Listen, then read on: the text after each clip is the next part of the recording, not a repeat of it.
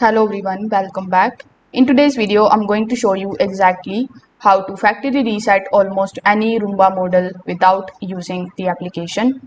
Now, first of all, for many older Roomba models, what you need to do is you need to simply press two buttons. So first of all, you need to press the dock button and you need to simply press the spot clean button. So you need to simply press and hold these two buttons together for at least 10 seconds.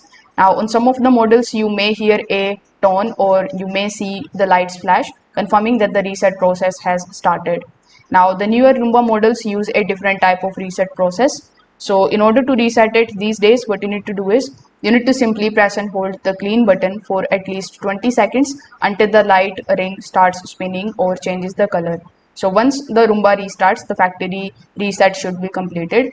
Now, if the Roomba is completely frozen or unresponsive, you can also try a force restart first. So in order to do it, first of all, you need to use this clean button and you need to press and hold it for at least 10 seconds on some of the models, but you can also press it for 20 seconds on the newer versions. Now this is going to clear the temporary glitches before performing a full factory reset.